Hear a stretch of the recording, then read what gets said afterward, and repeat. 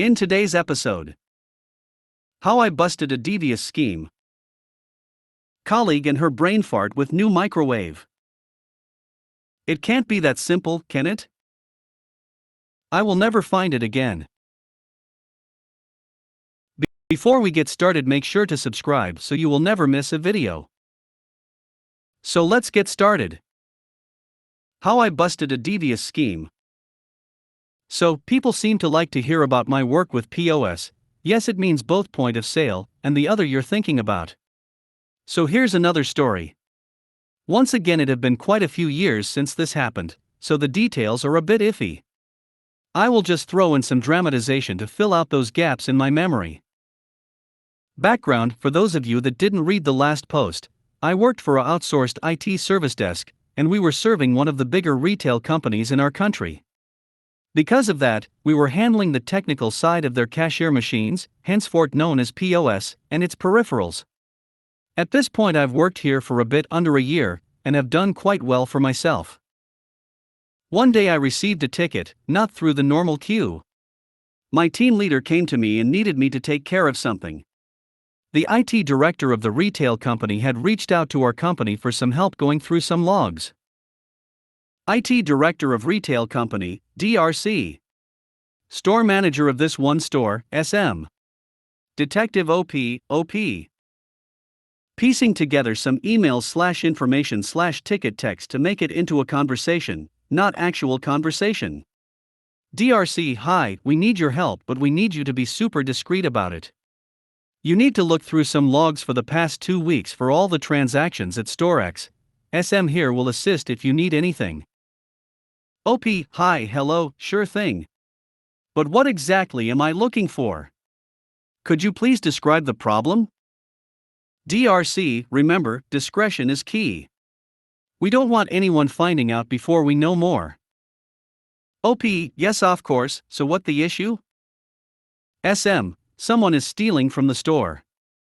I've seen some discrepancies in the POS and our results. We need to find out which POS and when it could have occurred to catch the thief.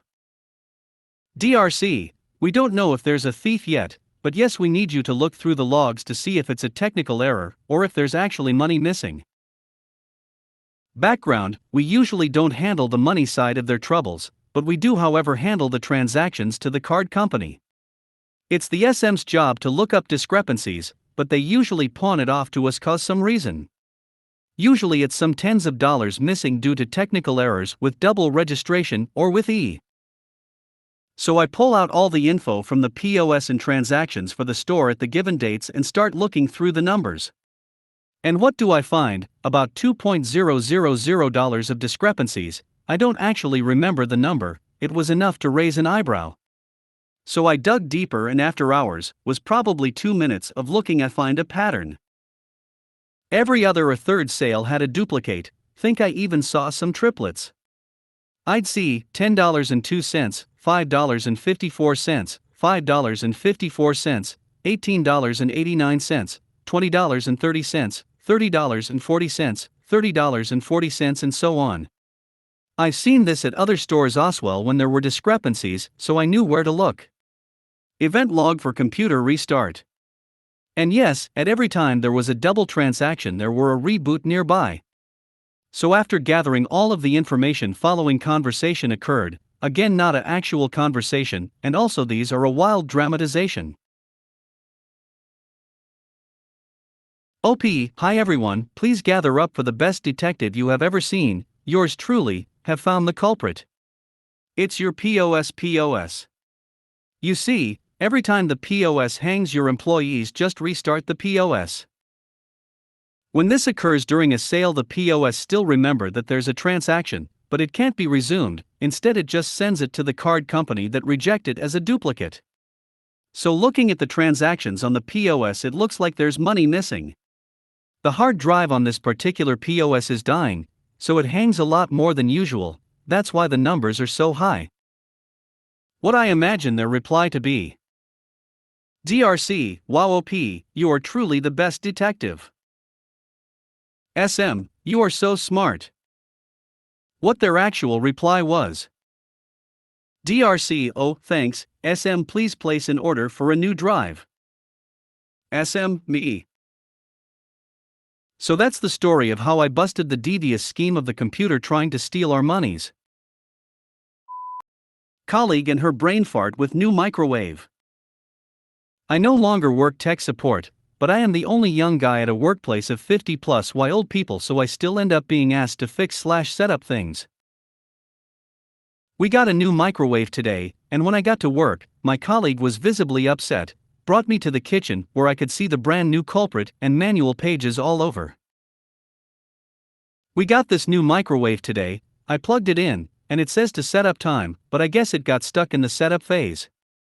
It shows 14:25 all the time does not change, and I followed the manual, but it does nothing at all. I tried to call them, but of course they are too busy and nobody is answering, so I wrote them an email, but I guess they will take a year to reply. I tried to unplug it to reset it, but that did not help. It heats up water just fine, I tried that, but even when heating it still only shows the 14:25, not the time left. I said okay, let me take a look, and reached behind the microwave to unplug it when she said, "No, that's the kettle." I left the oven unplugged trying to reset it. I stopped, looked at the microwave, looked at her, looked closer on the display, moved my finger to the corner of it, and looked deep into her eyes as I proceeded to pull the sticker with 14:25 written on it from the display. She must have felt stupid, but we laughed it off. To be fair to her, the sticker was really convincing, and it fooled me at first too when I was assuming the microwave was plugged in. I bet she is really happy now that nobody at customer support picked up her phone call. It can't be that simple, can it? I work as help desk for an MSP. I was given a project to install a software for all users of a new client we just onboard, and during one remote session the user mentioned that they have another issue that needs attending to that their previous IT was unable to resolve. The user mentioned that this request took several days of trying, and after many days wasted they decided to just give up and accept that it can't be done. Naturally, I would brace myself for a potentially difficult task considering that their own in-house IT, who was assumingly familiar with their environment, couldn't resolve the issue. Sometimes you have a ticket that is a simple request, then they mention another issue that you had no time to prepare for. So the user explains what he is trying to accomplish in great detail. I am assuming that because it was so troublesome to figure out before that he wanted to make it as clear as possible. What did the request turn out to be? He wanted to map a SharePoint document library to his file explorer. From his first sentence I thought, okay, there must be more to it than this, it cannot be this simple. I was expecting that upon trying to sync the document library, it would produce an error or something of that nature. Lo and behold, upon showing him the sync button within a SharePoint document library and it tested to work with no issue, he started laughing almost hysterically. You can tell by his laugh how much stress and effort was spent on this simple task with the previous IT, that to find out how simple the solution is could not be held in. He told me that the excuse of their previous IT was that he specializes in Apple products and is not so familiar with Windows machines. As much as I don't want to bash the previous IT, I just don't logically understand how you can get a job like that without being able to resolve an issue that a simple Google search would have taken care of. It really made me think that if people like this are getting hired, then I should have no problem moving out of help desk. I will never find it again. Hey, everyone. I hope you all are doing all right. So, I'm not much of a talker. Sometimes it feels like I'm a spy. I don't post, I don't comment, I don't upvote. I just watch. Anyways, I figured if I ever was gonna say something somewhere, it must be on this sub. What follows isn't an epic story, in fact, it may seem a little silly to you, but what would be of this sub without the silly things users do? So, here it goes. First of all, a little background. I work as an IT at a school for students aged 4 through 18. You know, the usual, help the users with their tasks, solve problems with Windows, applications, printers. One of these days, one of my coworkers, coworker 1, was sitting next to me, looking for something on YouTube. She had to leave the computer for a few minutes. While she was gone, another coworker sat at the computer to do another task. When coworker 1 came back, she saw someone had used the computer and closed the page she left open. She started to complain. Coworker 1, somebody closed Google Chrome. How am I gonna find that same page again? It was exactly what I needed, it was perfect. Now I will never find it again. Let me tell you about something called browser history. You see, Google Chrome keeps track of every page we open. So it's easy to find the same page again. I then proceeded to hit Ctrl+H on her keyboard and said, there it is, all the pages visited on this computer. Without even trying, she kept saying, Coworker 1, it's not here. I will never find it again. Then I gave a closer look and saw that just 3 pages were visited that day: Google search for YouTube, YouTube homepage, and whatever was the title of the video she opened. Then I clicked on the page with the video title, and would you look at that, exactly the video she was looking for. Coworker 1, thanks, Othiagogoms. You really are a lifesaver. Forget the lack of knowledge or experience or whatever.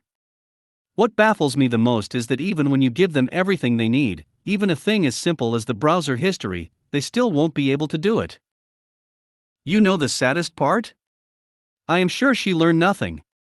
If faced with the same problem again in the near future, she won't know what to do. Let's just hope I am nearby. That's my job, after all.